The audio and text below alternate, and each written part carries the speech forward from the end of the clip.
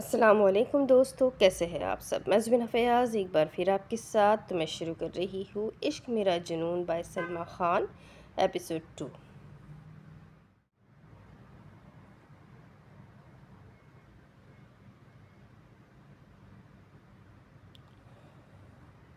भाई, ये फ़ारूक आजकल बहुत ज़्यादा ज़बान चला रहा है। इसका कुछ करना होगा। ब्लैक डेविल हल्की सी सांस लेकर फिर बोला, क्या ये लोग भूल गए हैं मुझे? क्या इन लोगों को नहीं पता कि मैं कौन हूँ? थोड़े वक्त के लिए मैं चुप क्या हुआ, ये छोटे बच्चे अब बोलने लग गए हैं। वो सिगरेट का कश पर कश लेते हुए मज़े से बोल रहा था। भाई का जो माल आया था जिस कल जो माल आया था, जिस रेट में हमने बेचा था, फारूक ने हमसे वो माल लेकर डबल कीमत में बेचा है। बच्चे अभी गेम खेलना सीखे हैं तो थोड़ा उनको खेलने तो दो। बाद में हम बताते हैं कि इस गेम का बादशाह कौन है। बहुत शौक है ना इनको आग से खेलने का, तो अब मैं इनको खिलाता हूँ। वो सिगरेट एचडी में एस्ट्रे में मसलते हुए मशरूम का ग्लास अपने लबों से लगाया। भाई, एक और बात है, वो डरते हुए कह रहा था, क्योंकि वो अच्छे तरीके से जानता था कि इस वक्त ब्लैक डेविल जितना पुरसुकून है, उसे गुस्सा आते हुए भी 1 सेकंड लगता है। वो काफ़ी देर चुप रहा और फिर बोला, भाई रोज़ वापस आ गई है। वो अब टीम में दोबारा आना चाहती है। और ब्लैक डेविल के अगले ही पल तासुरात सख्त हुए।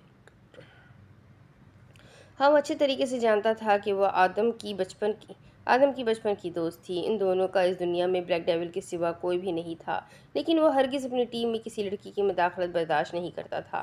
लेकिन आदम के काफ़ी बार इसरार करने से वो मान गया था। लेकिन वो कुछ वक्त के लिए लाहौर चली गई थी। उसे लगा था वो अब इस माफिया की दुनिया से बहुत दूर हो गई है। लेकिन वो क्या जानता था, वो तो वापस आ जाएगी। और उसी बात ने ब्लैक डेविल को गुस्से में आग बगोला कर दिया था। आदम, अगर मैं लोगों के साथ नरमी बरत रहा हूँ, तो तुम लोग क्यों भूल गए हो कि मैं कौन हूँ? और अब वो वापस आ रही है, यानी हमारे काम में फिर से दखलंदाजी करेगी, और ये मुझे बर्दाश्त नहीं। और मैं अपने काम से लड़कियों को दूर रखता हूँ। हमारा काम कितना ख़तरनाक है तुम नहीं जानते क्या? भाई, मैं जानता हूँ, लेकिन वो सरफेरी लड़की, उसको कौन समझाए?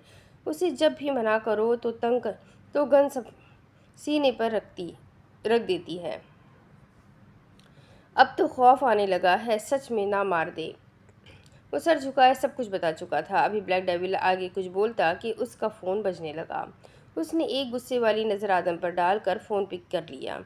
सामने से कुछ कहा गया और ब्लैक डेविल ज़ोर से हंसने लगा। हा हा हा हा हा, मैं कुछ दिन मंजरे आम से गायब क्या हुआ? ये बच्चे खुद को बादशाह बताने लगे हैं। लगता है इनको बताना पड़ेगा कि बादशाह कौन है।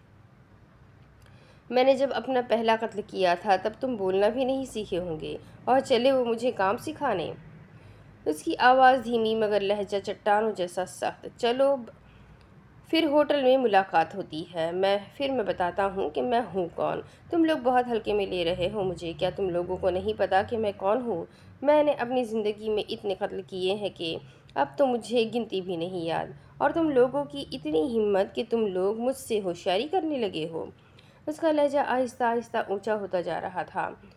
आदम तो एक पल के लिए ठहर ही गया। वहाँ पर मौजूद सारे लोग ही ब्लैक डेविल के गुस्से से वाकिफ़ थे। भाई, आपकी बहन आई है। वो काफ़ी देर से गुस्से में था। कुछ देर बाद आदम अंदर आया और उसे ये खबर सुनाकर उसके चेहरे के सारे तासुरात बदल चुका था। वो क्यों आई है? उसे बोलो चली जाए।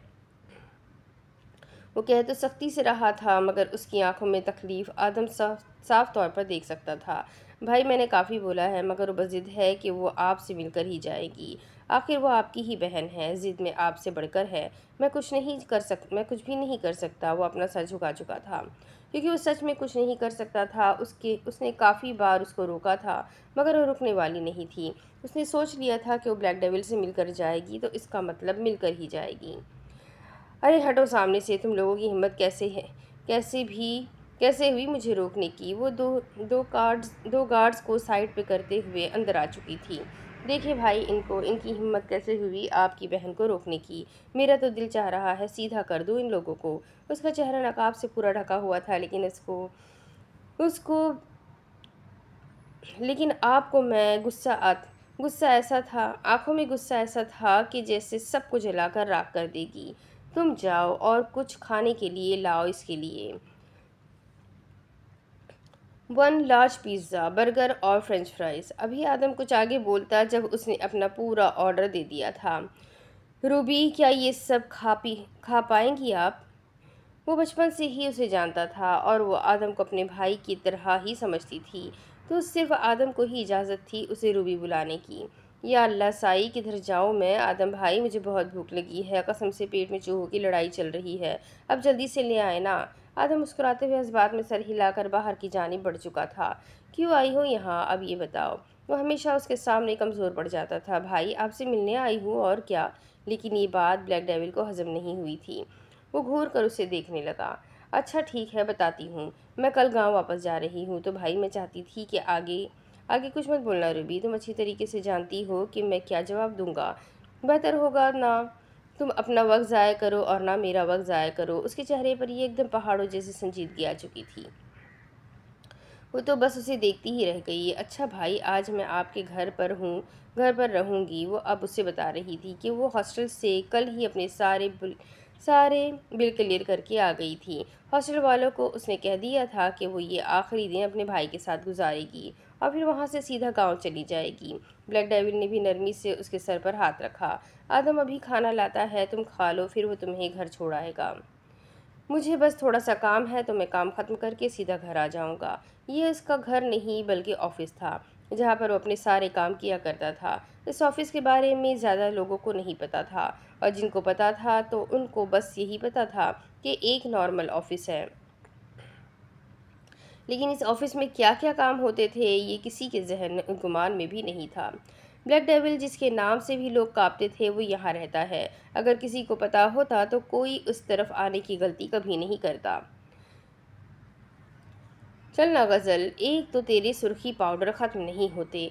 हम कौन सा शादी में जा रहे हैं जो इतनी तैयार होके चल रही है? बस चादर उठा और चल, मज़ार पे तो जा रहे हैं। तू है चिट्टी गोरी और हमारी शक्लें देख, और वैसे भी पिछले हफ्ते मेला लगा था। तुझे तुझे तो मैंने बोला था, लेकिन तू इस पढ़ाई के चक्कर में पड़ी हुई है। मैं जाकर अम्मा के साथ ये सुर्खी लाई थी। 20 रुपए की दे रहा था, अम्मा ने फिर 15 की करके दी। ये ले, तू लगा ले, तेरे इस गोरे रंग पर ही लाल सुर्खी बड़ी जचेगी। हट परे कर, तेरे को ही मुबारक हो ये लाल सुर्खी। तू तो बस यहाँ से चल, जल्दी, देर हो रही है। वह बाकायदा उसका हाथ खींचकर उसे ले जा रही थी। छोटे शाह साहब, गाड़ी ख़राब हो गई है, मैं मैकेनिक को लेकर आता हूँ, तब तक आप गाड़ी में ही इंतज़ार करें। जावियार का ख़ास मुलाजिम उसे गाड़ी में छोड़कर मैकेनिक की तलाश में चला गया था। जावियार कुछ देर तो मोबाइल पर उंगलियां चलाता रहा। जब वो थक गया तो मोबाइल दूसरी तरफ रख दी। शीशा खोला तो सामने ही मज़ार थी, जहाँ पर आज अच्छी खासी रश थी। गांव वालों का मानना था कि जुमेरात को यहाँ पर आके जो भी मन्नत मांगो वो चीज़ मिल जाती है, और बस इसी यकीन के लिए सारे लोग इकट्ठा हो गए थे। जब 10 मिनट गुजर गए और मैकेनिक का कोई अता पता नहीं था, तो जावियर गाड़ी का दरवाज़ा खोलकर अब मज़ार के बाहर खड़ा था। ये मज़ार इनके गांव के थोड़ा ही दूर थी, लेकिन जावियर कभी मज़ार के अंदर नहीं गया था। लेकिन आज उसे अजीब सी बेचैनी हो रही थी। वो हमेशा इस मज़ार से गुजरता है, मगर आज उसे कुछ अलग ही महसूस हो रहा था। ना चाहते हुए भी उसके पैर आगे की तरफ बढ़ने लगे। दो मुलाजिम जो गाड़ी के पीछे बैठे हुए थे, वो तो उसे देखकर ही हैरान हो गए थे। ये छोटे शाह जी है ना? गांव के कुछ लोगों ने उसे पहचान लिया था। सब लोग अदब से सलाम करने लगे, और वह अपना हाथ सीने तक ले जाते हुए सर को खम देते हुए सलाम का जवाब कर रहा था। अरे छोटे शाह जी, यहाँ पर? अल्लाह साई, हमने तो कभी भी नहीं देखा इन्हें यहाँ पर। वो वाज़ेह तौर पर लोगों की बातें सुन सकता था। मज़ार के अंदर जाकर वो दुआ करके अब बाहर की जानिब बढ़ ही रहा था कि इतने में बेदहानी में किसी से टक्कर हो गई। जिससे टक्कर हुई थी वो तो ज़मीन पर ही गिर गई थी। या अल्लाह साई, मेरा सर! या अल्लाह साई, मेरा सर! वो सर पकड़े दर से चिल्ला रही थी। नज़र नहीं आता क्या? सर फाड़ दिया मेरा। वो बगैर ऊपर देखे बस बोले जा रही थी। लेकिन ये आवाज़ तो कहीं सुनी थी जाविया शाह ने। फिर उससे अचानक से कुछ याद आया। ना महसूस तरीके से उसके चेहरे पर मुस्कुराहट अपने आप ही आ गई थी। हाँ, ये आवाज़ उसकी थी, इस जंगल वाली लड़की की। सारे लोग खड़े होकर बस जाविया शाह की मुस्कुराहट देख रहे थे। जैसे ही दानी ने अपना सर ऊपर किया, उसके तो पैरों तले ज़मीन ही किसी ने खींच ली थी। वो बिल्कुल हैरान सामने खड़े मर्द को देख रही थी, जिसने हाथ उसकी तरफ बढ़ाया था। हाथ थामो मेरा, वो पूछ रहा था या हुक्म दे रहा था, वो समझ नहीं पा रही थी। सब लोग रुककर उन्हें ही देख रहे थे। छोटे शाह साहब, उसके तो हलक से लफ्ज़ भी अदा नहीं हो रहे थे। उस रोड पर जितनी बातें उसने उस दिन ज़ावियार को सुनाई थी, अब तो उसकी नस्लों ने तौबा की थी कि वो कभी उसके सामने नहीं आएगी। लेकिन किस्मत इन दोनों को दोबारा सामने ले आई थी। माफ़ी छोटे शाह जी, ये ना देख कर नहीं चलती। डॉक्टर ने तो कह दिया अंधी है। वो उसी तरीके से हैरान बैठी थी कि गज़ल आकर बगैर चुप किए बोलती जा रही थी। गज़ल का बोलना ज़ावियर को अच्छा नहीं लगा था। वो तो उसकी आवाज़ सुनना चाहता था। इस वाक़े को 4 दिन गुजर चुका था, लेकिन पूरे 4 दिन वो सिर्फ उस लड़की के बारे में सोचता रहा। वो खुद भी नहीं जानता था कि वो ये क्यों कर रहा है, लेकिन उससे सोचना अच्छा लगता था। उसे याद करना अच्छा लगता था। वो ये तो जानता था कि ये लड़की गांव की है, मगर वो कैसे पता करता, ये उसे समझ नहीं आ रहा था। और आज किस्मत ने उन लोगों को दोबारा मिला दिया था। नाम क्या है तुम्हारा? गजलदानी को उठाकर उसके कपड़े साफ कर रही थी जब जावियार की आवाज़ उसे सुनाई दी। लोग अब दोबारा अपने कामों में मसरूफ़ हो चुके थे। अब ज़्यादा लोगों की नज़र उन लोगों पर नहीं थी। जी, मेरा नाम गज़ल है, वो दानी से पूछ रहा था और जवाब गज़ल दे रही थी। माशाल्लाह, बहुत प्यारा नाम है आपका। अब आप थोड़ी सी ज़हमत कर दे और इनका भी नाम बता दे। वो खुद तो जानता था कि वो नाम उसे नहीं बताएगी, तो जो बिना बोले ही इतना बोल रही है, उसी से ही पूछ ले। इसका नाम, आपको नाम से क्या लेना देना? गज़ल बोलने ही लगी थी कि दानी बीच में बोल पड़ी। ज़ाविया आंखें छोटी करके सामने उस लड़की को देख रहा था, जो बड़ी दिलेरी से उसे जवाब दे रही थी। अरे पागल हो गई हो क्या? गज़ल ने उसे चोटी काटी, लेकिन उसे कहाँ परवाह थी। नाम तो चले हम पता कर ही लेंगे, लेकिन आप खुद से बता दे तो ज़्यादा अच्छा होगा। वो उसकी आंखों में आंखें डालकर बोल रहा था। दानी को उसकी आंखों में कुछ अजीब सा एहसास हो रहा था।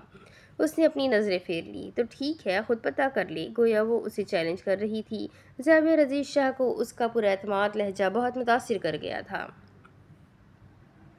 उसने अपनी पूरी ज़िंदगी में इतनी पुरएतमाद लड़की नहीं देखी थी। इसमें कोई शक नहीं था कि वो बहुत खूबसूरत थी, लेकिन उसकी आंखों में एक अजीब सा एहसास हो रहा था, जैसे उस आंखों में बहुत ख्वाब थे और वो लड़की उन ख्वाबों को पूरा करने की हिम्मत रखती थी। ज़ाविया शाह के दिल पर पहली बार किसी लड़की ने दस्तक दी थी, मगर ये दस्तक उसकी ज़िंदगी को तबाह कर जाएगी, ये वो नहीं जानता था। चलो गज़ल, देर हो रही है हमें। वो चादर मुंह पर ठीक करते हुए अब मज़ार के बाहर जा रही थी। अगर नाम पता कर लिया तो मुझे क्या मिलेगा? वो चलते चलते रुकी, पीछे मुड़कर उस खूबसूरत से नौजवान को देखा। आप अमीर लोग हैं और हम गरीब, हम आप लोगों को कुछ दे भी नहीं सकते। गलत कहा आपने, आप हमें बहुत कुछ दे सकती है। अगर नाम पता कर लिया तो उस दिन हम आपसे कुछ मांगेंगे और आप हमें वो देंगी। उसकी आंखों में एक अलग सी चमक थी जो दानी को परेशान कर रही थी। दानी बगैर जवाब दिए आगे बढ़ने लगी। जाविया भी मुस्कुराते हुए पीछे मुड़कर मज़ार पर एक नज़र डालते हुए बोला, किसी ने मुझसे कहा था जिस दिन मैं इस मज़ार पर आया मेरी किस्मत बदल जाएगी। और जिसने कहा था बिल्कुल ठीक कहा था, मेरी किस्मत तो सच में बदल गई। अब बस इस लड़की का नाम पता कर लो, फिर जो मुझे चाहिए वो मुझे मिल जाएगा। उसके चेहरे की मुस्कुराहट इतनी दिलनशीन थी कि किसी की नज़र भी ना हटे उससे। शाह साहब, गाड़ी ठीक हो गई, एक मुलाजिम मज़ार के अंदर दाखिल होकर उसे बता रहा था। बस बात में सर हिलाते हुए अब गाड़ी की जानिब बढ़ गया था। शकूरा, शकूरा, रूबी का कमरा साफ कर दिया है ना? शकूरा जल्दी से अपने हाथ साफ करते हुए कायनात शाह के सामने खड़ी थी। जी बेगम साहिबा, उनका कमरा ठीक हो चुका है। और हाँ, पूरे घर को अच्छे से सफाई करवाओ और पूरे गांव में मिठाइयाँ बांटो। मेरी बेटी पढ़ाई पूरी करके आ रही है, जश्न तो होना चाहिए कि कायनात शाह की बेटी वकील बनकर आई है। उनके लफ्ज़ों में वाज़ेह गुरूर था। माँ बेगम वकील बनकर नहीं आ रही, वकील बनने वाली है।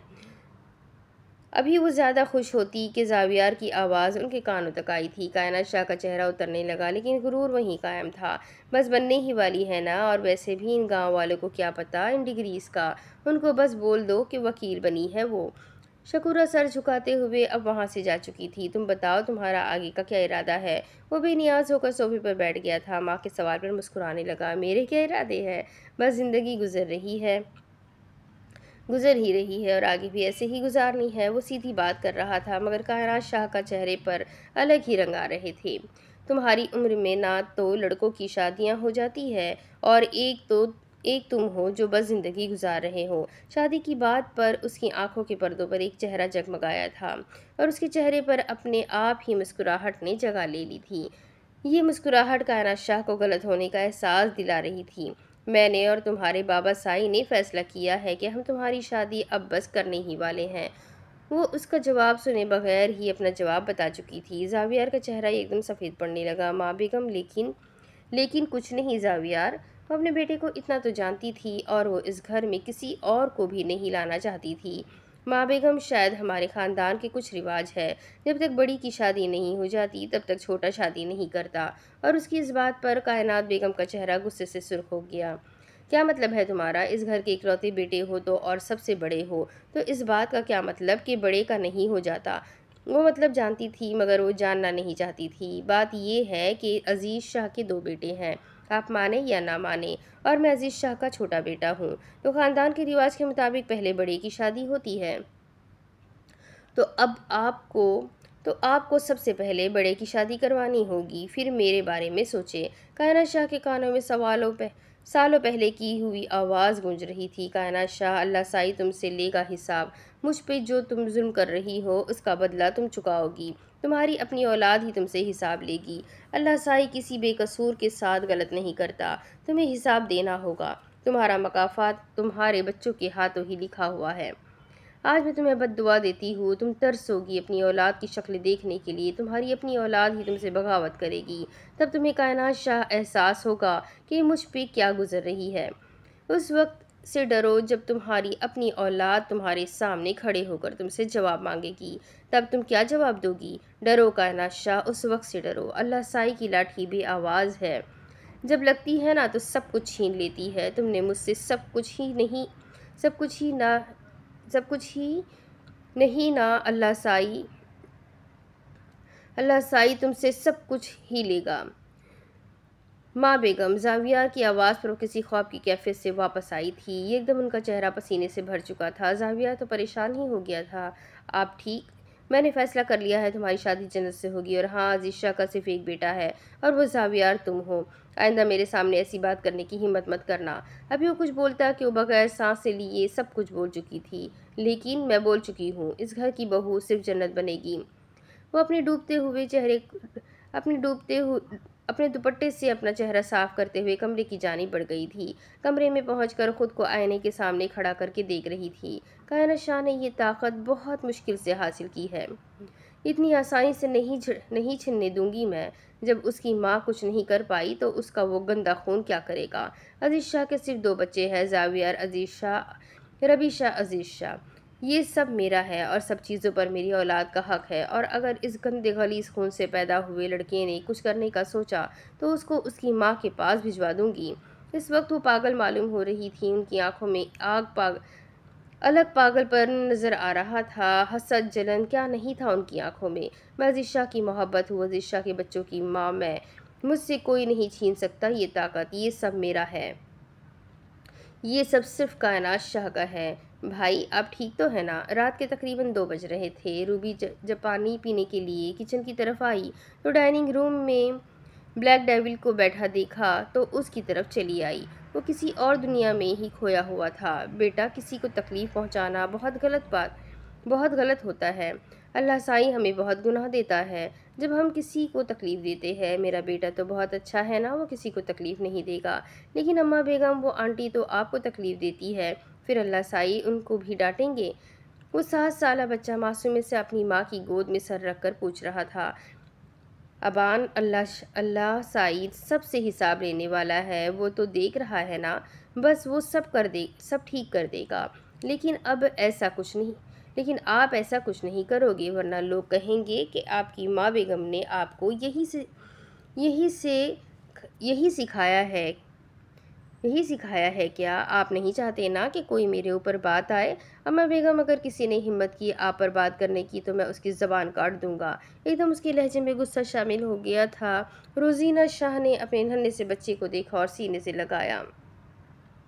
अल्लाह सही हिसाब लेने वाला है, वो बेहतर फ़ैसला करता है। लेकिन आप अच्छे बच्चे हो, आप कभी किसी को तकलीफ़ मत देना, किसी को भी नहीं। एकदम उसकी आंख नम होने लगी थी। अबान भाई, रूबी की आवाज़ पर वो उस दुनिया से वापस आया था। उसे देखा और हल्का सा मुस्कुराया।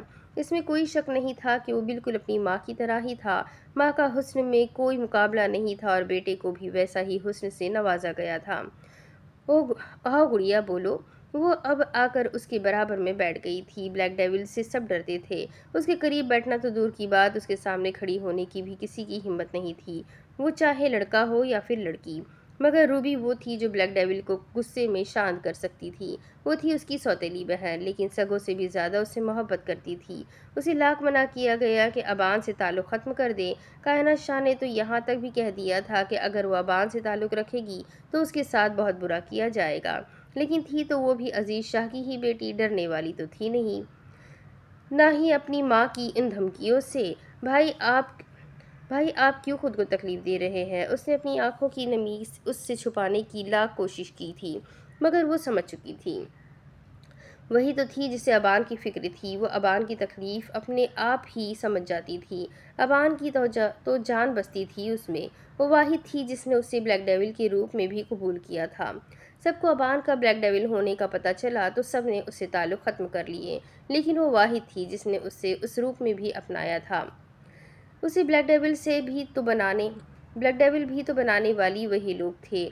सब ने उसे ब्लैक डेविल बनते हुए देखा। किसी ने भी ब्लैक डेविल बनने के पीछे की कहानी जानना ज़रूरी नहीं समझा।